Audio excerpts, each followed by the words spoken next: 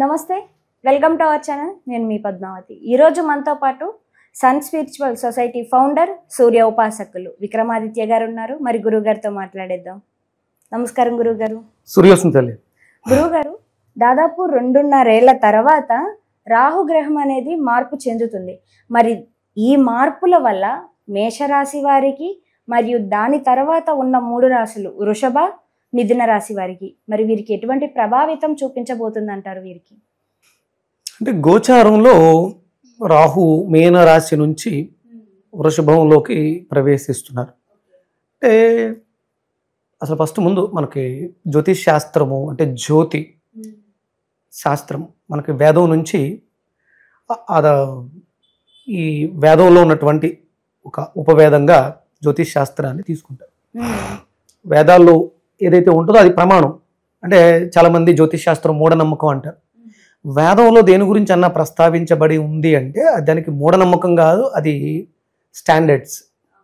అందులో మనకి గ్రహాల గురించి వర్ణన ఉంటుంది. మనకి జరుగుతున్నటువంటి విపత్కరమైనటువంటి పరిస్థితులు గ్రహస్థితులను అనుసరించే జరుగుతూ ఉంటాయి.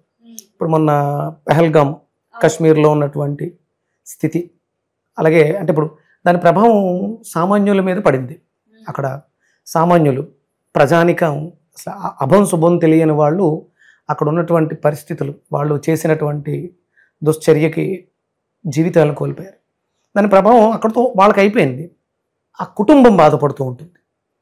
మరి దీని ప్రభావం ఇప్పుడు దీనిని అణచకపోతే రేపొద్దుట ఇంకా ఎంతోమంది తమ జీవితాలని త్యాగం చేయాల్సిన పరిస్థితి ఏర్పడుతుంది. దాని ప్రభావం ఎవరి మీద ఉంటుంది? ఎవరైతే దేశానికి అధిపతి ఉన్నారో ఆయన మీద ఉంటుంది. అంటే మొన్న చూసినట్టు మనం వీడియోలో కూడా చూసాం, ఇండైరెక్ట్గా కాదు డైరెక్ట్గానే మోడీ గారికి చెప్పుకోండి వెళ్ళి అని అన్న విషయాలు కూడా మనం చూసాం.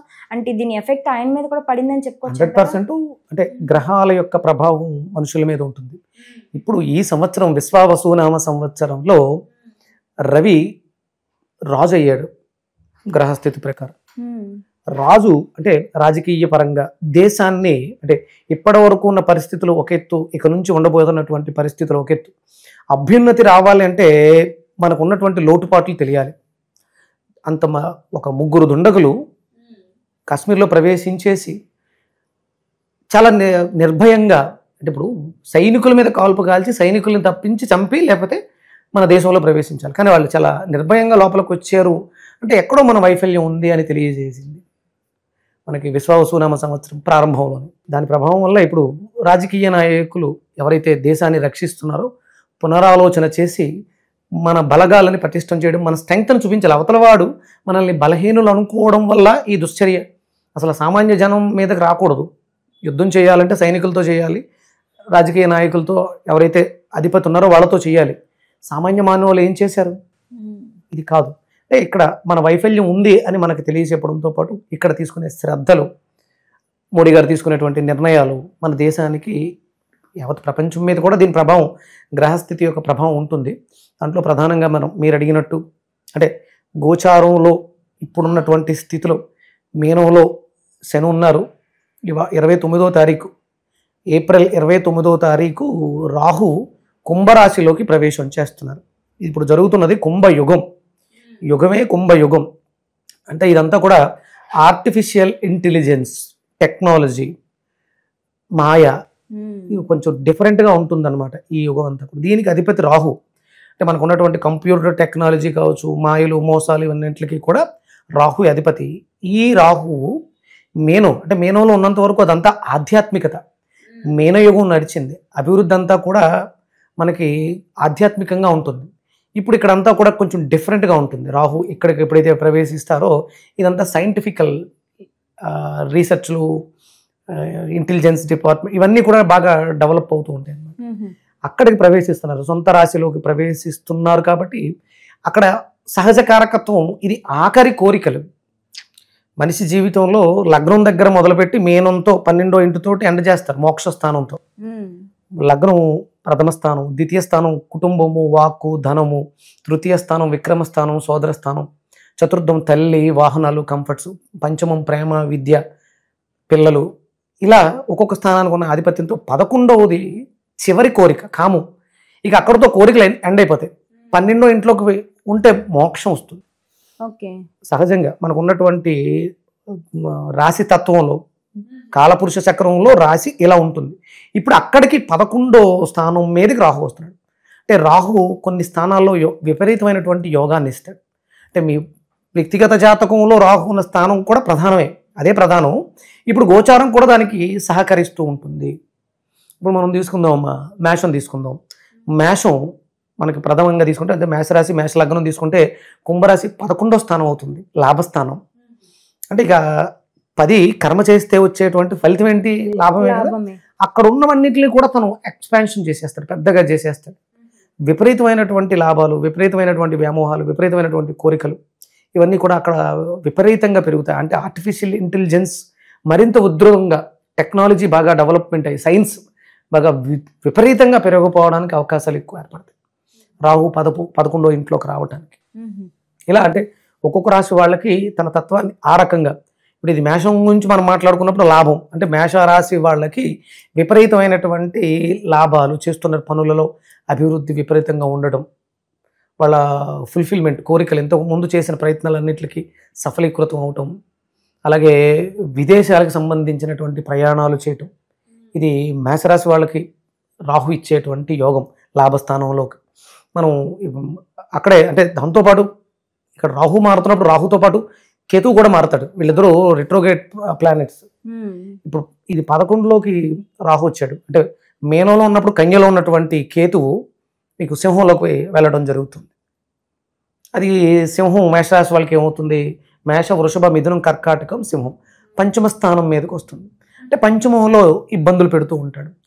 ఎడ్యుకేషన్ విషయంలో ఇబ్బంది పెట్టడం, పిల్లల్ని ఇబ్బంది పెట్టడం, ఇలాంటివి కూడా ఉంటాయి. అక్కడ రాహు ఎంతైతే యోగాన్ని ఇస్తే ఇక్కడ కేతువు దాన్ని పాడు చేయడానికి అవకాశం ఉంటుంది. వాటి విషయంలో కొంచెం జాగ్రత్తగా ఉండడం అనేది మేషరాశి వాళ్ళకి. ఇక వృషభాన్ని తీసుకుంటే వృషభం నుంచి కుంభం ఏమవుతుంది? దశమ స్థానం అవుతుంది. దశమం అంటే కర్మస్థానం. కర్మ అంటే వృత్తి వ్యాపారాల్లో అభివృద్ధి సాధించటం. అంటే ఇప్పటి వరకు ఖాళీగా ఉన్న వృషభ రాశి వాళ్ళకి ఉద్యోగాలు రావటం, ఉన్న ఉద్యోగాల నుంచి ప్రమోషన్స్ తీసుకోవడానికి అవకాశాలు ఏర్పడటం. విదేశీ అంటే రాహు అంటేనే ఫారిన్, డిఫరెంట్ బాడీ, అది ఫారిన్ కంట్రీస్కి సంబంధించినటువంటి ప్లానెట్. అందుకని ఫారిన్ కంపెనీలతో ఒప్పందాలు పెట్టుకోవడం, పనులు చేయటం, అక్కడ నుంచి మనకి లాభాలు రావటం అనేది వృషభానికి సంబంధించినటువంటి లాభంగా చెప్పుకోవచ్చు. చాలా చాలా బాగుంటుంది. దశమస్థానంలో మీరు చేస్తున్నటువంటి వృత్తి ఉద్యోగాల వ్యాపారాల్లో విపరీతమైనటువంటి అభివృద్ధిని కనపరచడం, నైపుణ్యాన్ని విపరీతంగా చూపించడం, ఈ అవకాశాలు వృషభ రాశి వాళ్ళకి ఏర్పడతాయి. మరి అప్పుడు వృషభం నుంచి కేతు ఏమవుతుంది? సింహరాశి ఏమవుతుంది? చతుర్థ స్థానం అవుతుంది. చతుర్థం అంటే డొమెస్టిక్ లైఫ్. అక్కడ మనకి అంటే తల్లి విషయంలో కానీ డొమెస్టిక్ విషయంలో కానీ ఇబ్బందులు వచ్చే అవకాశాలు ఉంటాయి. కొంచెం జాగ్రత్తగా ఉండటం అనేది చాలా అవసరం అన్నమాట. అంటే ఇక్కడ రాహు అద్భుతమైనటువంటి యోగాన్ని ఇస్తున్నాడు. మీరు పని ఒత్తిడిలో బిజీగా ఉంటారు, డిఫరెంట్ పరిస్థితులలో చాలా బిజీగా ఉండడం వల్ల ఇంటి వాతావరణాన్ని పట్టించుకోవడానికి సమయం లేకపోవడం వల్ల అక్కడ జరుగుతున్నటువంటి ఇబ్బంది. అంటే మీరు ఎంత బిజీగా ఉన్నా అక్కడ నుంచి ఒక్కసారి ఇంట్లో ఉన్నటువంటి తల్లిదండ్రులను గమనించడం, ఇంటిని గమనించుకోవడం, మీ వాహనం వెహికల్స్ బిజీగా తిరిగేస్తున్నాం కదా అని చెప్పేసి పెట్రోల్ కొట్టించుకోవడం మర్చిపోతే దారిలో ఇబ్బంది పడతాం. డొమెస్టిక్ లైఫ్లో ఇబ్బంది, టికెట్ తీసుకునే విషయంలో పొరపాట్లు డొమెస్టిక్ లైఫ్లో అంటే ఒక్కొక్కసారి అలాంటివి. ఎక్కడికైనా వెళ్ళినప్పుడు ముందుగానే రూమ్స్ బుక్ చేసుకోకపోతే అక్కడ డొమెస్టిక్ లైఫ్లో వచ్చే ఇబ్బందులు ఇవన్నీ కూడా కేతువు సృష్టిస్తూ ఉంటాడు. కొంచెం కేర్ఫుల్గా ఉండడం ఈ రాహుకి సంబంధించి మనం చేసుకోవాల్సినటువంటి, నేను చివరిలో మంత్రం చెప్తాను, ఆ మంత్రాన్ని రాహు మంత్రాన్ని కేతు మంత్రాన్ని కూడా పఠించడం ద్వారా ఆ పరిహారం కూడా చేసుకోవచ్చు. అలాగే మనం మిథున రాశికి తీసుకుంటే మిథునానికి ఎన్నో స్థానం అవుతుంది? మిథునం, కర్కాటకం, సింహం, కన్య, తుల, వృశ్చికం, ధనస్సు, మకరం, కుంభం భాగ్యస్థానం అవుతుంది. మిథున రాశి వాళ్ళకి, మిథున లగ్నం వాళ్ళకి రాహు 9వ ఇంట్లో ప్రవేశించాడు, భాగ్యస్థానంలోకి ప్రవేశించాడు, పూర్వ పుణ్యస్థానంలోకి ప్రవేశించాడు.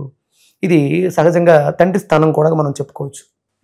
అంటే తల్లిదండ్రుల నుంచి మనకు మంచి మేలు వచ్చే తండ్రి దగ్గర నుంచి సహాయ సహకారాలు లభించడం. అంటే పూర్వపుణ్యం అంటే పుణ్యాన్ని చేసుకోవడానికి గురుస్థానంగా కూడా చెప్పుకోవచ్చు. గురువుల యొక్క అనుగ్రహం, తీర్థయాత్రలు, అంటే ఇప్పటివరకు పడిన ఇబ్బందుల నుంచి ఒక కించిత్ జ్ఞానోదయం లాంటిది కలిగి ఏం చేసాం ఇప్పటివరకు అంటే పునరాలోచన చేసుకుంటాం. ఇప్పటివరకు జీవితం అంతా సంపాదన కోసం ఖర్చు పెట్టేసాం, డబ్బు సంపాదించేసాం, ప్రశాంతత లేదు, మనశ్శాంతి లేదు, ఏమేమి లోపాలు చేసాం వాటిని సరిదిద్దుకోవడానికి, గురువుల యొక్క అనుగ్రహాన్ని పొందడానికి, మనకు ఒక మంచి వ్యక్తిని గురువుగా భావించి గురువులు దొరుకుతారు కూడా ఈ సందర్భంలో. ఎప్పుడైతే అక్కడికి రాహు వచ్చాడో మంచి గురువు దొరికి మంచి గైడెన్స్లో నడిపించడం, తీర్థయాత్రలు చేయడం, పుణ్య స్నానాలు చేయడం, ఇవన్నీ కూడా విశేషమైనటువంటి, అంటే సహజంగా అది మనకి కుంభరాశి కదా. మొన్న మనకి మహాకుంభమేళా జరిగింది. కుంభం అంటేనే నిండినటువంటి పూర్ణ కుంభం, తిరగవేసినటువంటి కుండలా చెప్తారు మహాకుంభమేళా. ఇది కుంభం అంటే జలంతో నింపి ఉన్నటువంటి కుంభం. అది మీకు మోక్షాన్ని ప్రసాదించడానికి కావలసినటువంటి ప్రయత్నాలు. తండ్రి విషయంలో తండ్రి గారు సహాయ సహకారాలు బాగుంటాయి. అలాగే అంటే ఏమైనా పొరపాట్లు ఉంటే అట్లా సరిదిద్దుకోవడానికి అవకాశం ఉంటుంది. మరి ఇప్పుడు రాహువు మారినప్పుడు కేతువు కూడా మారుతాడు కదా. కేతు ఎక్కడికి వెళ్తున్నాడు? తృతీయ స్థానం మీదకి వెళ్తున్నాడు. కమ్యూనికేషన్స్, బంధుమిత్రులు, సోదరులు, అంటే మనకంటే చిన్నవాళ్ళు, వీళ్ళుతో గ్యాప్స్ వచ్చే అవకాశం. అంటే ఎక్కడుంటే అక్కడ దాన్ని పాడు చేసేస్తాడు కేతు, ఎక్కడుంటే అక్కడ దాన్ని ఇంప్రూవ్ చేస్తాడు రాహు. రాహు ఎక్కడుంటే అక్కడ ఆ స్థానాన్ని అభివృద్ధి చేసేస్తాడు. కేతు ఎక్కడుంటే అక్కడ దాన్ని పాడు చేసేస్తూ ఉంటాడు. అందుకని తృతీయాన్ని పాడు చేస్తున్నాడు, విక్రమ స్థానాన్ని పాడు చేస్తున్నాడు. బంధువులు, స్నేహితులు, ఎవరైతే తోడబుట్టిన వాళ్ళు, వీళ్ళతో ఇబ్బందులు వచ్చే అవకాశం.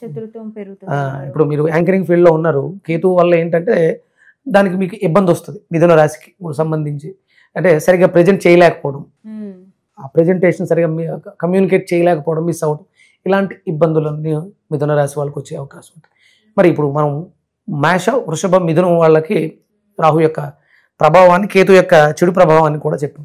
మరి ఇప్పుడు మనం ఉన్న ఫలితాలని మరింతగా అభివృద్ధి చేసుకుంటాం. అంటే గోచారం ఎలాగ చెప్పాము, జాతకంలో రాహు ఉన్న స్థానం ఏంటి, అది కూడా ప్రధానంగా తీసుకుని, ఒకవేళ జాతకంలో రాహు బాగోకపోతే కొంత ఇక్కడ బాగుండే అవకాశం ఉంది. అందుకని రాహుకి పరిహారంగా దుర్గాదేవిని ఆరాధించడం, రాహుకి సంబంధించినటువంటి మంత్రం అర్ధకాయం మహావీరం చంద్రాదిత్య విమర్దనం సింహికా గర్భ సంభూతం తమ రాహుం ప్రణమామ్యం పలాస పుష్ప సంకాసం తారకాగ్రహమస్తకం రౌద్రం రౌద్రాత్మకం ఘోరం తం కేతుం ప్రణమామ్యం. ఇది కేతు మంత్రం, అది రాహు మంత్రం. ఈ మంత్రాలని ప్రతినిత్యం కూడా యథాశక్తి 108 సార్లు పారాయణం చేయడం ద్వారా చెడు ఫలితాలు ప్రభావం తగ్గే అవకాశం ఉంది, మంచి ఫలితాలు ప్రభావం పెరిగే అవకాశం ఉంది. అలాగే దుర్గాదేవిని ఆరాధించడం, అమ్మవారి గుడికి రెగ్యులర్గా వెళ్ళి అమ్మవారి ఆరాధన చేయటం, అక్కడ ఏమైనా రావి చెట్టు దగ్గర ఉంటే రావి చెట్టు చుట్టూ ప్రదక్షిణ చేయటం. రాహుకి స్వీపర్స్, మున్సిపాలిటీ స్వీపర్స్ అంటే చాలా ఇష్టం. వాళ్ళు చేస్తున్నటువంటి పనులు మనం చేయలేని పనులు చేస్తుంటారు. మురికి కాలువలు క్లీన్ చేస్తూ ఉంటారు. ముక్కు మూసుకుని మనం ఆ పక్క నుంచి వెళ్తుంటేనే ముక్కు మూసుకుని వెళ్తాం. అలాంటిది వాళ్ళు అందులో దిగి ఆ చెత్తని తీసి మనకి శుభ్రం చేస్తుంటారు. వాళ్ళని గౌరవించడం, సత్కరించడం, వాళ్ళకి ఏదైనా పదార్థాన్ని నివేదన చేయటం. అందులో మనకి రాహుకి ఏం చెప్తారంటే మసూర్ దాల్, ఎర్ర కందిపప్పుని దానం చేయమంటారు. అమ్మవారిని ఆరాధిస్తూ మనకు దగ్గరలో ఉన్నటువంటి మన వీధులు ఊడ్చేటువంటి జిహెచ్ఎంసి సోదరులకు, సోదరీమణులకు యథాశక్తిగా ఎర్ర కందిపప్పు, అలాగే రాహుకి ఇష్టమైనటువంటి నలుపు సంబంధించిన వస్త్రాలు వాళ్ళకి దానం చేయటం కానీ, ముక్కుపొడి రంగు వస్త్రాలు దానం చేయటం, వంగపూ రంగు వస్త్రాలు దానం చేయటం కానీ విశేషమైనటువంటి ఫలితాలను ఇస్తుంది, చెడు ఫలితాలని తగ్గిస్తుంది. కేతువు చిత్రాన్నం, పులిహోరని దానం చేయటం, అలాగే రంగురంగులు మిక్సింగ్ అయినటువంటి వస్త్రాలని దానం చేయటం కేతువుకి పరిహారం. ఏదైనా దేవాలయానికి బ్లాంకెట్స్, దేవాలయంలో పనిచేసే వాళ్ళకి కానీ దేవాలయంలో కానీ వచ్చేటువంటి భక్తుల సౌకర్యార్థం దానం చేయటం చెడు ఫలితాలను తగ్గించడానికి అవకాశం ఏర్పడుతుంది అన్నమాట. చాలా చక్కగా వివరించారు గురుగారు. అయితే 2.5 సంవత్సరాల పాటు మనకి ఈ రాశుల మీద ఎటువంటి ప్రభావితం చూపిస్తుంది అనేది చాలా చక్కగా వివరించారు. అయితే మేష, వృషభ, కర్కాటక రాశి వారికి దాంతోపాటుగా రెమెడీస్ కూడా చెప్పారు, ఏం చేసుకోవాలి అనేది. ధన్యవాదాలు గురుగారు. సూర్యోస్మితలే.